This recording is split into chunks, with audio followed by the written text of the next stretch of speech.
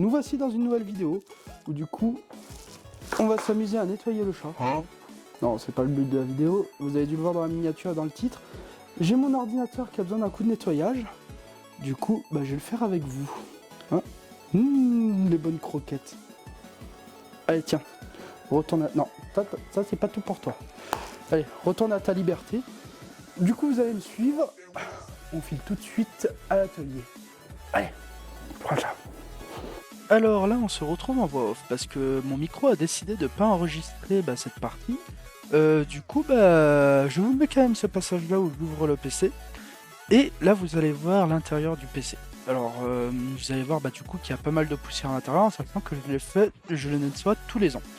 Vraiment c'est un truc que je fais à chaque fois parce que imaginez-vous là déjà ça va faire au bout d'un an. Si vous ne le nettoyez pas au bout de 2-3 ans, en fait la poussière s'accumule, du coup les ventilos ne tournent plus, la machine chauffe, les composants à l'intérieur s'abîment et vraiment le but c'est vraiment de conserver sa machine le plus longtemps possible.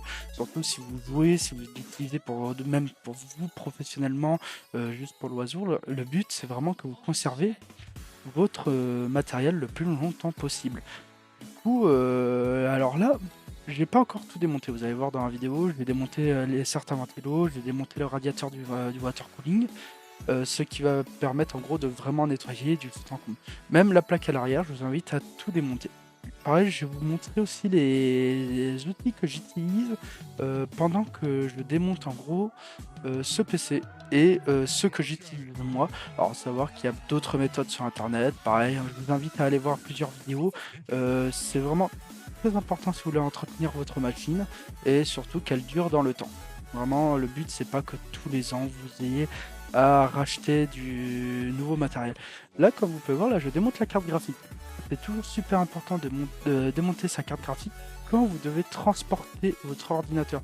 Parce qu'en gros, ça risque d'abîmer les composants si vous la laissez fixe dedans. Ou sinon, il faudrait la caler avec des cartons, du polystyrène. Quand vous commandez des PC sur internet, souvent ils sont livrés avec la carte graphique calée à l'intérieur. Là, moi je la démonte. Plus simple pour moi, aussi pour la nettoyer, ça sera beaucoup plus simple. Bon, comme vous pouvez voir, elle n'est pas très sale parce que je l'avais nettoyée entre temps. De temps en temps, ça m'arrive de la démonter juste pour la nettoyer elle, mais comme vous pouvez voir, le reste du passé, là, vous pouvez voir la vitre avant. Alors sur la vitre avant, moi j'utilise un siphon basique avec un lave-vitre basique, vu que moi c'est une vitre en verre. Du coup, vraiment là, après avoir comment il est fait votre boîtier, là ça a aucun risque. Tout ce que je vous invite à faire, c'est bien le sécher, pour pas qu'il y ait d'humidité, pour que quand vous le rallumez, qu'il n'y a pas d'humidité qui rentre dans l'ordinateur, il faut que ça soit bien sec. Pareil, j'ai fait aussi la vitre sur le côté, alors j'ai pas montré en vidéo, mais en gros j'ai nettoyé la vitre pareil. Alors là, comme vous pouvez voir, on se retrouve à l'atelier. Moi j'ai commencé à démonter le ventilo du Ventirad pour justement commencer à pouvoir enlever la poussière qui se trouve entre les palmes, les hélices et surtout sur le radiateur du water cooling. Parce que vraiment la poussière s'accumule, surtout que moi là j'en ai 3 en façade et j'en ai un derrière. La poussière s'accumule vachement vite, comme vous pouvez voir là dans les palmes des hélices. Du coup il y a pas mal de poussière dans tout ça. Alors là je galère un peu à dévisser le ventilade parce qu'en fait j'ai pas beaucoup d'espace entre les ventilos, le boîtier et pour pouvoir passer le tournevis. Vraiment ce boîtier là il est bien, mais il manque un peu d'espace. Alors c'est une tour plutôt compacte, vraiment je voulais pas une grosse tour parce que je voulais garder un peu de place autour. Je sais qu'il y a des plus grosses tours et je voulais vraiment un peu de... Là vous avez pu apercevoir la poussière qui s'accumule, vous voyez ça fait des moutons et là en gros ça empêche l'air de circuler à l'intérieur. Du coup comment vous dire qu'il est vachement bien refroidi et même l'air flot du coup est un peu bloqué parce que du coup l'air qui va rentrer par là va pas pouvoir en gros bien rentrer et bien pouvoir circuler dans le PC. Du coup le PC va quand même chauffer et un PC qui chauffe c'est un PC qui s'abîme. Vous voyez là quand j'ai soufflé il y a eu pas mal de poussière qui s'est envolée. Moi je vous invite à tenir les ventilos quand vous passez un coup de soufflette dedans parce qu'en fait les ventilos ils ne pas tourner à forte vitesse, surtout si vous voulez les conserver et pas les abîmer. En gros je vous conseille de les maintenir, vous voyez là comment ça tourne. Je les maintiens tout de suite pour éviter que ça tourne trop vite. Parce que sinon, vous risquez vraiment d'endommager vos ventilos et le but c'est pas d'endommager, justement le but c'est de bien nettoyer. Alors moi j'utilise une soufflette avec un compresseur. Alors j'ai réglé le compresseur un peu bas pour pas que la force soit là et comme vous pouvez voir sur la carte mère je passe sommairement. C'est pour éviter d'y abîmer. Pareil je vous déconseille d'utiliser un aspirateur L'aspirateur, ça fait de l'électricité statique et en même temps, vous risquez d'abîmer un composant. Et pour enlever de la poussière, il faut mieux souffler que aspirer. Parce qu'aspirer, vous n'allez pas du tout réussir à la décoller, alors qu'en soufflant, vous arrivez vraiment à décoller la poussière. Vraiment, ça c'est vraiment un conseil que je vous donne. D'utiliser surtout pas l'aspirateur. Si vous n'avez pas de compresseur disponible sur Amazon et tout, vous trouvez des petits souffleurs pas trop chers. Là, je vais vous mettre quelques images. Vraiment, dans les 30 euros, vous arrivez à trouver un truc 30-40 euros. Ça fait largement le travail. Pas besoin d'avoir un gros compresseur de maison. Moi, j'ai un compresseur, du coup, j'utilise le compresseur. Mais en vérité, avec un tournevis, un petit soufflant, un pinceau aussi, parce que vous allez voir, on utilise un pinceau pour vraiment décoller l'endroit où la poussière est vraiment incrustée. Bon, moi j'en ai pas vraiment besoin parce que en vérité, mon PC n'est pas forcément très sale, vu que comme je vous ai dit, je le nettoie tous les ans. Mais des gens qui le nettoient pas au bout de 3-4 ans, ça fait une espèce de croûte sur les composants de poussière. Et là, vous voyez, là pareil avec le pinceau, ce qui est pratique avec le pinceau, c'est que ça décolle sans abîmer les composants. Vraiment, ça décolle la poussière sans abîmer les composants, c'est vraiment génial au niveau de ça. Pareil là, vous voyez, j'ai un petit cache-poussière de soie. Alors, je le nettoie assez régulièrement, c'est pour ça qu'il est pas très poussiéreux, puisque l'alimentation, il faut pas qu'elle chauffe non plus. Du coup, ça, elle est à peu près tous les 3 mois, je l'enlève vite fait, je le nettoie, hop, je le remets.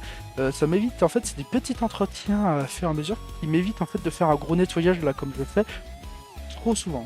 Moi je fais ça une fois par an. Pareil, je remplace la pâte thermique. Là vous allez voir, là on passe au moment où je passe à la pâte thermique. Alors là on passe au démontage du water block. Alors si vous avez un ventirad, généralement le concept est à peu près le même. Vous avez 4 vis, même si c'est chez AMD. Moi là c'est un processeur Intel. Vous pouvez le démonter. Vous voyez le processeur. Là vous utilisez un chiffon sec, surtout pas humide, qu'il ne faut pas laisser de traces d'humidité. Du coup, alors vous prenez du sopalin, un mouchoir, ça va très bien. Vraiment, un chiffon sec, ça va très bien. Surtout que là, vous voyez la pâte thermique, moi là, elle est un peu dure parce que du coup, elle était un peu vieille. Vraiment, ça se décolle assez facilement. Vous n'avez pas besoin de vraiment de forcer.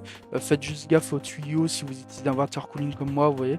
Alors, ça, c'est la pâte thermique que je suis allé chercher chez LDLC. En gros, c'est une boutique qu'il y avait là à côté de chez moi.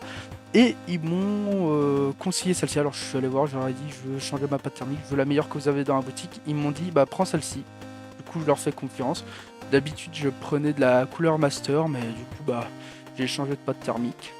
Moi, mon petit truc que je fais, c'est que je fais 5 points. En fait, je fais 5 petits points sur le tour du processeur. Il y en a qui disent des croix, qu'on doit tout étaler et tout. Alors là, la première boule, j'ai fait un peu grosse. Du coup, je vais venir l'étaler un peu en long.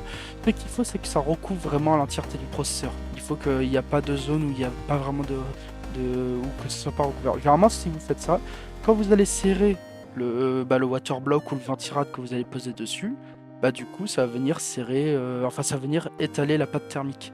Alors, petite astuce aussi pour pouvoir bien serrer son ventirad, je vous conseille de le serrer en croix. Du coup, vous voyez, vous passez à un angle à un autre. Là, je mets juste en pression les vis. Là, les vis sont juste mis en pression juste pour le maintenir et un peu le plaquer. Et après, je vais venir serrer tout ça avec un tournevis, mais pareil, toujours en croix. Alors, tac. Je vous laisse regarder. Ça permet de bien étaler la pâte thermique. Vraiment, quand vous faites ça, ça permet que la pâte thermique soit le plus étalée possible et en gros que toute la surface du processeur soit bien en contact avec le water block. Comme ça, la chaleur se diffuse bien. En gros, comme ça, vous n'avez pas de problème en gros de surchauffe de votre machine, ce qui va éviter des baisses de performance et même d'abîmer votre processeur et que du coup vous ayez obligé de racheter les composants. Comme je vous ai dit, vraiment le but c'est que vous conserviez votre appareil le plus longtemps possible. Là, comme vous pouvez voir, là j'avais nettoyé la carte graphique hors caméra, elle était déjà très propre. Je n'ai pas remplacé la pâte thermique parce que je l'avais remplacée il n'y a pas si longtemps, du coup il n'y avait pas besoin, je vais pas le refaire, mais ça pourrait être un sujet d'autre vidéo, n'hésitez pas à me le dire. J'espère que cette vidéo vous a été utile. Alors si elle vous a été utile, n'hésitez pas à mettre un like, vous abonner, mettez un petit commentaire si vous avez d'autres méthodes, vraiment écrivez. Là je vous laisse avec la fin de la vidéo. Comme vous pouvez voir, on est à la fin de cette vidéo. Le PC est complètement propre, pas de thermique remplacé, prêt pour 1 an. Moi je vous conseille de le nettoyer une fois par an pour le conserver le plus longtemps possible. Vous voyez, celui-là ça va faire 3 ans que je l'ai. Du coup, il est relativement propre, même quand vous avez pu voir sur les vidéos, c'est pas le pire des PC que vous pouvez voir sur internet. Il y a plein d'autres vidéos qui expliquent comment nettoyer son PC, je vous invite aussi à aller les voir, comme ça vous aurez plusieurs conseils, plusieurs avis. Moi j'utilise cette méthode là parce que c'est la plus simple pour moi, ce que vous pouvez mettre en place pour pouvoir nettoyer votre PC, parce qu'on n'a pas tous un compresseur sous les mains, on n'a pas tous certains outils pour pouvoir le démonter. Mais je sais que sur internet il existe des souffleurs pas trop chers que vous pouvez acheter sur Amazon, tout ça, et qui vous permettra de l'entretenir. Bon, on part sur une fin de vidéo, voici le résultat final.